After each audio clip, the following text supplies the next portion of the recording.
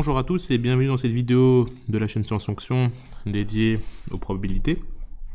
Dans celle-ci, nous allons voir la notion de complémentaire et à quel point la notion de complémentaire peut être très utile pour calculer aisément des probabilités sans passer par un autre chemin qui pourrait être beaucoup plus laborieux.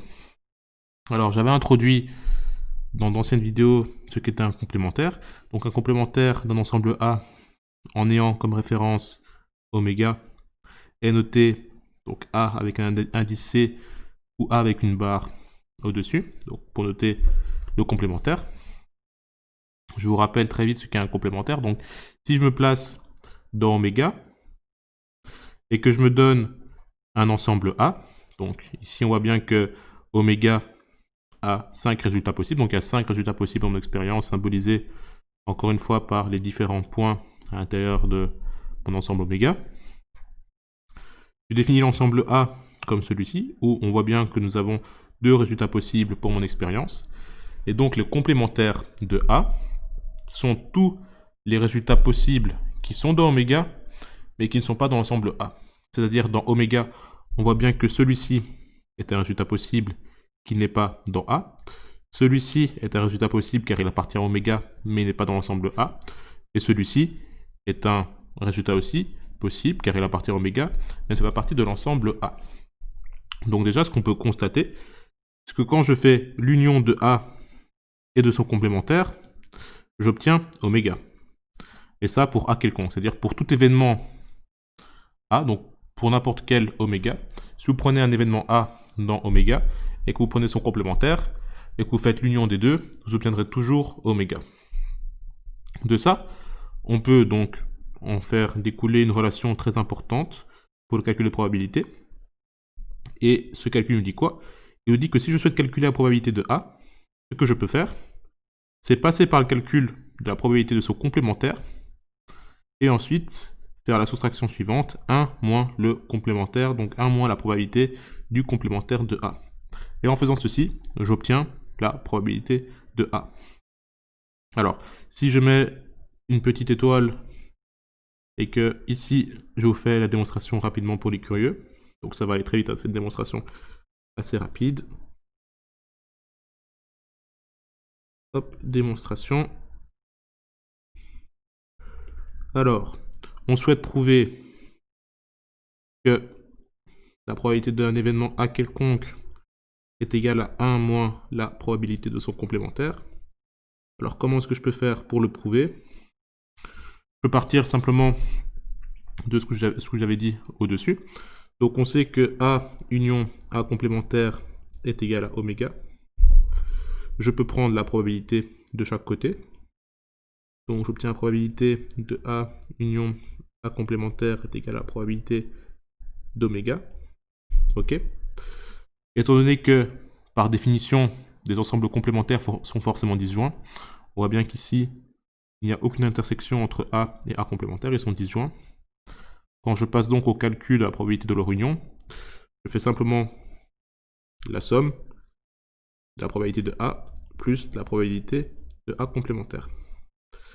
On sait aussi que la probabilité de oméga est toujours égale à 1 par les axiomes de Kolmogorov, ou les axiomes simplement de probabilité. Et donc on voit déjà apparaître quelque chose qui ressemble très fort à la forme finale de la démonstration, et ceci. Et qu'est-ce qu'il me reste à faire? Il me reste simplement à faire passer ce terme-ci de l'autre côté de mon équation, et je termine avec probabilité de A est égale à 1 moins probabilité de A complémentaire. Alors si je prends un exemple, on pourrait prendre comme exemple, je réalise un lancer de dés, et ce dé, je le lance 2 fois.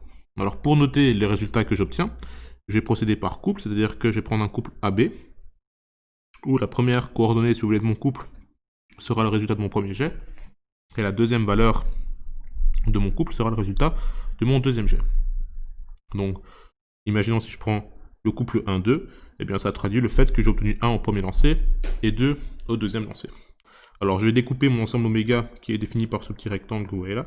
Je découpe justement en deux parties, en une partie qui est l'ensemble A et une partie qui est l'ensemble A complémentaire. Et donc, l'événement A, je le définis comme tirer au moins 1, 2. Donc, on va faire plus joli, on va mettre obtenir, ce sera un peu plus français, voilà, obtenir au moins un 2. Et donc, l'événement A me dit quoi? Me dit que sur mes deux lancers, je veux obtenir au moins un 2. Donc, c'est-à-dire que je peux en avoir un comme je peux en avoir deux.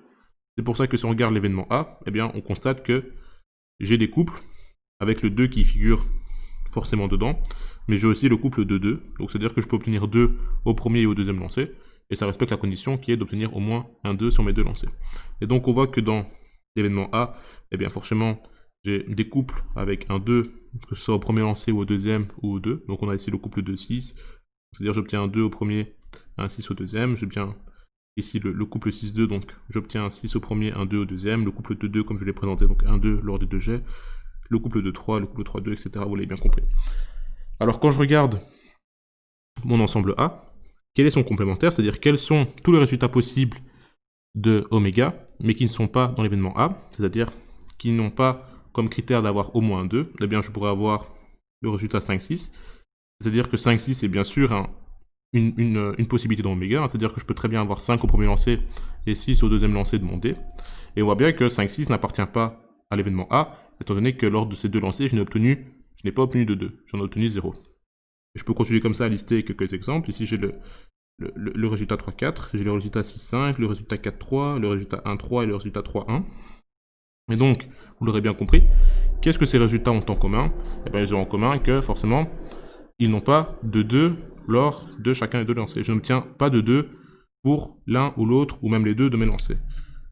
Alors que dans l'événement A, j'avais un 2 qui arrivait donc soit au premier lancer, soit au deuxième lancer, soit au 2.